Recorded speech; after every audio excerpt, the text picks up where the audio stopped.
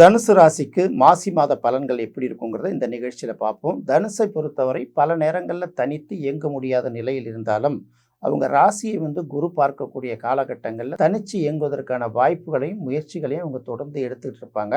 அது உடனே கை கொடுக்குமா என்னன்னு தெரியாது. கண்டிப்பாக ஒரு கூடிய விரைவில் கை கொடுக்குங்கிறதுனால இப்போதைக்கு பார்த்தீங்கன்னா கோச்சார குரு, அதாவது ராசிநாதனான குரு 7ஆம் இடத்துலேருந்து ராசியை பார்த்து கொண்டு இருந்தாலும் குரு வக்கரமாகி இருக்கிறதுனால ஏதோ இடையில கொஞ்சம் மாதிரி நல்லா இருக்கிற மாதிரி தெரிஞ்சுது, அதுக்கப்புறம் திடீர்னு கட் ஆயிடுச்சே, இதுக்கு என்ன காரணம் அப்படின்னு தெரியாமல் ஒரு தவிப்பு இருந்துகிட்ருக்கோம். இதெல்லாம் பார்த்தீங்கன்னா இந்த மாதத்தின் இறுதியில் அதுக்கான நிலையெல்லாம் மாறின பிறகு ஒரு புதிய தைரியம் பிறக்கும். அதுக்கப்புறம் பார்த்தீங்கன்னா அவங்களுக்கு வழக்கம் போல் எல்லா விஷயங்களும் நடக்குங்கிறதுனால அது வரைக்கும் சற்று பொறுமையோடு இருக்க வேண்டியது ரொம்ப அவசியமாக இருக்குது. அடுத்தது இப்போ ராசிநாதன் குரு 7ஆம் இடத்துல வக்கரம்ங்கிறது முதல் பாயிண்ட்டை பார்த்தா கூட, அடுத்தது நம்ம என்ன பார்க்குறோன்னா 2ஆம் இடத்துல பார்த்தீங்கன்னா செவ்வாய் இருக்குது. இந்த 2ஆம் இடத்துல இருக்கக்கூடிய செவ்வாய்ங்கிறது பணத்தை கண்டிப்பாக கொடுக்கணும். ஏன்னா இது 2ஆம் இடத்துல இருக்கக்கூடிய செவ்வாயை மட்டுமே பார்க்குறதில்ல, ராசிக்கு 5ஆம் இடத்துக்குரிய கிரகமும் அதுதாங்கிறதுனால, இன்னொரு பக்கம் 12ஆம் இடத்துக்குரிய கிரகம்ங்கிறதுனால கண்டிப்பாக இந்த 5, 12க்குரிய கிரகமான செவ்வாய் 2ஆம் இடத்துல இருக்கிறதுனால ஒரு பக்கம் பார்த்தீங்கன்னா பிள்ளைகள் வழியில், பெரியவர்களுக்கு வயதானவர்களுக்கு பிள்ளைகள் வழியில் ஒரு வருவாய் கிடைக்கும். மற்றவர்களுக்கு பார்த்தீங்கன்னா வெளிநாட்டு நண்பர்கள் அல்லது வெளிநாட்டு வேலை மூலமாக ஒரு வருவாய் கிடைப்பதற்கு ஒரு வாய்ப்பு இருக்குது.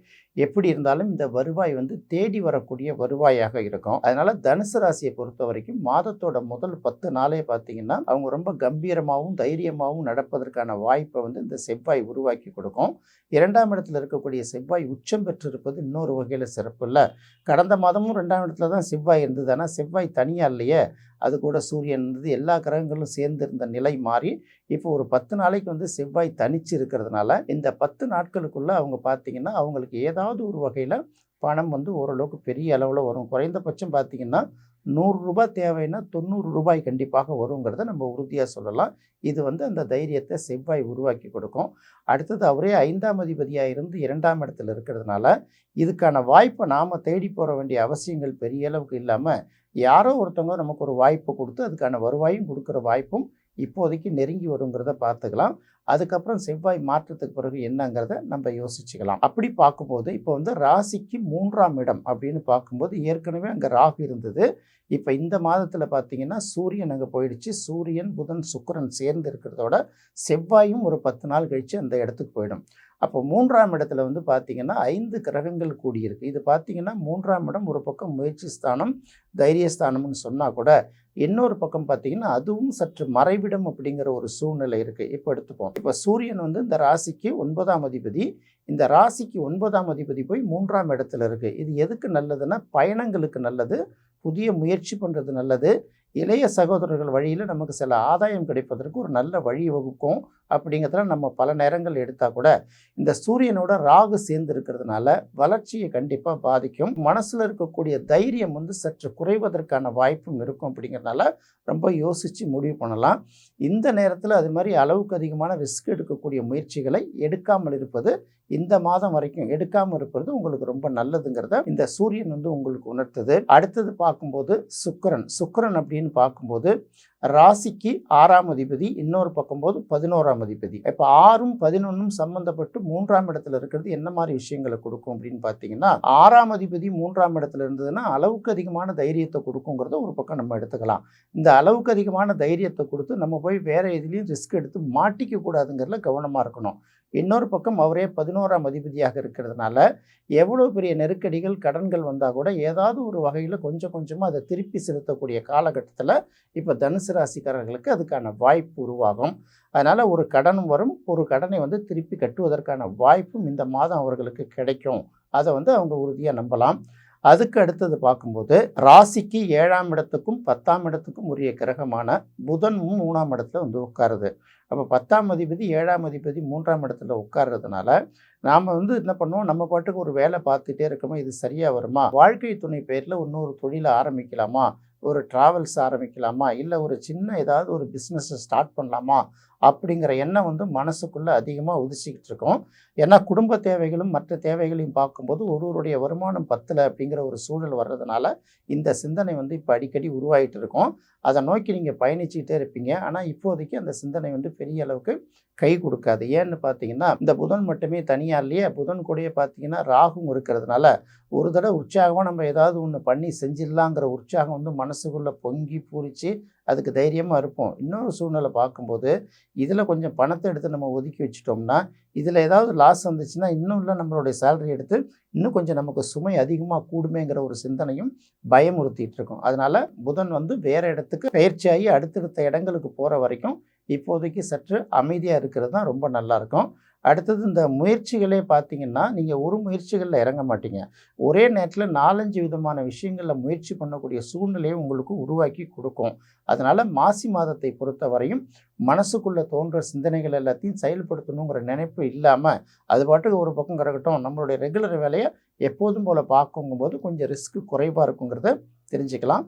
ஏற்கனவே எல்லா ராசிக்கும் சொன்ன மாதிரி தான் மாசி மாதத்தை பொறுத்தவரை எல்லா ராசிகளுக்கும் ஒரு இனம் புரியாத குழப்பமும் தெளிவின்மையும் இருந்தாலும் கூட அதையும் தாண்டி அவங்களோட அடிப்படை தேவைகளை நிறைவேற்றுவதற்கு தேவையான பணம் கண்டிப்பாக ஏதாவது ஒரு வகையில் வந்து சேர்ந்துடும். இதுக்கு என்ன காரணம் அப்படின்னு பார்க்கும்போது நம்ம ஏற்கனவே சொன்னது தான், சனியும் சுக்கிரனும் எப்பப்பெல்லாம் சேர்க்கை பெறுதோ அது எண்ணத்தில் நெருக்கடியை கொடுத்தா கூட பண விஷயங்களை ஓரளவு நமக்கு கொண்டு வந்து கொடுத்துருங்கிறதுனால அதுக்கு பெரிய கவலைப்பட வேணாம். தனுசு ராசியை பொறுத்த வரைக்கும் பார்த்தீங்கன்னா சுக்கிரன் சனி சேர்க்கைங்கிறது 4ஆம் இடத்துல அமர்ந்திருக்கு. அப்போ சுக்கிரன் அப்படிங்கிறது பார்த்தீங்கன்னா தனுசுக்கு ஒரு பக்கம் 11ஆம் அதிபதி இல்லையா, இன்னொரு பக்கம் பார்க்கும்போது ஒரு 6ஆம் அதிபதி. அப்போ 6ஆம் அதிபதி 4ஆம் இடத்துல இருக்கும்போது சின்ன கடன் வாங்குவதற்கான ஒரு சூழல் உருவாகும். அடுத்தது பார்த்தீங்கன்னா ஏதாவது பொருளையோ நகைகளையோ அடகு வைக்கிறதுக்கான ஒரு சூழ்நிலையும் உருவாகும்னா கூட இன்னொரு பக்கம் அவரே 11ஆம் அதிபதியாக இருந்து 4ஆம் இடத்துல உட்கார்றதுனால நீங்கள் நகையை அடகு வச்சா கூட அது ஏதோ ஒரு இன்வெஸ்ட்மெண்ட்டுக்காக அடகு வைக்கிற மாதிரி இருக்கும். ஒரு வங்கியிலேயே யாருக்கிட்டே கடன் வாங்கினா கூட அது யாரோ ஒரு பொருளை வாங்கிறதுக்காக கடன் வாங்குற மாதிரி இருக்குங்கிறதுனால இது வந்து பெரிய அளவுக்கு மைனஸாக இருக்குன்னு யோசிக்க வேண்டிய அவசியம் இருக்காது. இன்னொரு பக்கம் போகும்போது மாதத்தோட பிற்பகுதியில் இந்த சுக்கிரன் சனி சேர்க்கை பெறுவதனால நிறைய பேர் பார்த்திங்கன்னா வீடு வாங்கிறதுக்கோ மனை வாங்கிறதுக்கோ வாகனம் வாங்குவதற்காகவோ இந்த காலகட்டங்களை பயன்படுத்திக்கலாம். தனுசு ராசியை பொறுத்த வரைக்கும் இந்த சுக்கிரன் சனி சேர்க்கை எப்படி இருக்கும் அப்படின்னு பார்த்தீங்கன்னா மாசி மாதத்தில் ஒரு பக்கம் பார்த்தீங்கன்னா சனி வந்து 2ஆம் அதிபதி தனுசு ராசிக்கு, இன்னொரு பக்கம் பார்க்கும்போது சுக்கிரன் வந்து 11ஆம் அதிபதி. அப்போ 2ஆம் அதிபதிங்கிறது வருவாயை கொடுக்கக்கூடியது, 11ஆம் அதிபதிங்கிறது லாபத்தை கொடுக்கக்கூடியது. அப்போ 2ஆம் அதிபதியும் 11ஆம் அதிபதியும் சேர்ந்து 4ஆம் இடத்துல இருக்கிறதுனால தனுசு ராசியை பொறுத்தவரை செய்யக்கூடிய வேலையில் ஓரளவுக்கு வருவாய் கூடுதலாக வருவதற்கு வாய்ப்பு இருக்குது. அதே போல் செய்யக்கூடிய தொழிலையும் லாபம் அதிகமாக வருவதற்கு வாய்ப்பு இருக்குது. அப்போ பணமும் நல்ல மாதிரி வரும், லாபமும் நல்ல மாதிரி வரும். கிட்டத்தட்ட ஒரு மாதத்தோட பிற்பகுதி 15 நாட்களுக்கு அந்த ஒரு பணமழை பொழியக்கூடிய ஒரு காலகட்டமாக பார்க்கலாம். இது அப்படியே கண்டினியூஸாக கொண்டுட்டு போவோம் அப்படின்னு நினச்சிங்கன்னா சிக்கலாயிடும். அந்த 15 நாட்களுக்குள்ளே உங்களால் எந்த அளவுக்கு தெளிவாக திட்டமிட்டு பிரச்சனையை தீர்த்துக்க முடியுமோ அந்த அளவுக்கு பண்ணிக்கலாம். அது ஒரு கோல்டன் பீரியடாக இருக்கும். அதை மட்டும் இப்போதைக்கு தனுசு ராசிக்காரர்கள் தெரிஞ்சுக்கிட்டா போதுமானது. அப்படியே பார்க்கும்போது பார்த்தீங்கன்னா ராசிக்கு 9ஆம் இடத்துல அடுத்தது கேது இருக்குது. ஏன்னா ராசிக்கு 7ஆம் இடத்துல இருக்கக்கூடிய குருவை ஏற்கனவே சொன்னதுனால ராசிக்கு 9ஆம் இடத்துல கேது இருக்குது. இந்த 9ஆம் இடத்துல இருக்கக்கூடிய கேது தான் பார்த்தீங்கன்னா எப்படி தான் நமக்கு என்ன கிடைச்சா கூட ஏதாவது ஒரு வகையில் நம்ம வந்து குறைவாக இருக்கிற மாதிரியே ஒரு விஷயத்தை கொடுத்துக்கிட்டே இருக்கும். வேலை செய்கிறவங்க பார்த்தீங்கன்னா வேலையில் நிறைவாக செய்ய முடியாது. என்ன தான் இருந்தால் கூட வேலை தவறாமல் சாப்பிட்றதே ஒரு பெரிய போராட்டமாக இருக்கும். அந்த பசி நேரத்துக்கு சாப்பிட முடியாத சூழ்நிலைகள் உருவாகிடும். ஏன்னா திடீர்னு ஒரு வேலையை விட்டு அந்தந்த எந்திரிச்சு போக முடியாத ஒரு சூழ்நிலை உருவாகிடும். அடுத்தது பார்த்திங்கன்னா உடல் ரீதியாகவும் சின்ன சின்ன சிக்கல்கள்லாம் வரும். நிறைய பேர் யோசிப்பாங்க, நமக்கு யாரோ மந்திரம் பண்ணிட்டாங்களோன்னு யோசிக்கிற அளவுக்குலாம் சில சிந்தனைகள்லாம் வரும். ஜோசியர்கள்ட்ட போனால் கேட்பாங்க, எனக்கு யாராவது மந்திரம் பண்ணிட்டாங்களா சார், எனக்கு ஒரு மாதிரியாக இருக்குன்னு சொல்லுவாங்கள்ல, அந்த மாதிரி சிந்தனைகள்லாம் அவர்களுக்கு ரொம்ப பெருசாக வரும். அதெல்லாம் கண்டிப்பாக கிடையாது. சூழ்நிலைகள் மாற மாற காலகட்டங்கள் மாற மாற எல்லாம் மாறி போயிடுங்கிறதுனால பெரிய அளவுக்கு நீங்கள் கவலைப்பட வேண்டிய அவசியம் கிடையாது. தனுசு ராசிக்கு மாதத்தோட தொடக்கத்தில் பார்க்கும்போது 7ஆம் இடத்துல வந்து குருவும் ராசியிலேயே சந்திரன் இருக்கிறதுனால இந்த குருவும் சந்திரனும் ஒன்று பார்த்துக்கிறதுனால நீங்கள் ஏற்கனவே தெளிவு அடைஞ்சிருப்பீங்க. இந்தந்த மாதம் என்னென்ன பண்ணலாம் எதெல்லாம் பண்ணக்கூடாதுங்கிறது உங்கள் மனசுக்குள்ளேயே உங்களுக்கு தோணுங்கிறதுனால இந்த மனசில் தோன்ற வழி நமக்கு தெரியும், இது சாதக பாதகன்னு தெரியும் இல்லையா, அந்த வழியில் சிந்தனை எடுத்து நீங்கள் நடைபெற்றால் போதுமானது. அடுத்தது பார்த்தீங்கன்னா, மனம் வந்து மகிழ்ச்சியை நாடக்கூடிய சில எண்ணங்களை நோக்கி போவோம். ஏன்னா 8ஆம் அதிபதி 4ஆம் இடத்துல உட்காரும்போது நம்மளுடைய தனிப்பட்ட சந்தோஷத்தை பற்றி கொஞ்சம் மனசில் அதிக சிந்தனை உருவாக்கும். அதெல்லாம் பெரிய அளவுக்கு இடம் கொடுக்காம இருங்க. தண்டபாணி தண்டாயுதபாணி அப்படிங்கிற பேரில் உள்ள முருகனை திங்கட்கிழமையோ செவ்வாய்க்கிழமையோ வழிபட்டிங்கன்னா தனுசு ராசிக்கு கிடைக்கக்கூடிய நல்ல பலன்கள் எல்லாம் பேரளவுக்கு கிடைக்கிறதுக்கு வசதியாக இருக்கும். அதே போல் கெடு பலன்களை தவிர்ப்பதற்கும் வாய்ப்பாக இருக்கும் அப்படிங்கிறத மட்டும் தெரிஞ்சுக்கோங்க. என்ன நேயர்களே, தனுசு ராசிக்கு மாசி மாத பலன்கள் எப்படி இருக்குங்கிறது இந்த நிகழ்ச்சியில் பார்த்தோம். அடுத்து மகர ராசிக்கு மாசி மாத பலன்கள் எப்படி இருக்குங்கிறத அடுத்த நிகழ்ச்சியில் பார்ப்போம். நன்றி, வணக்கம்.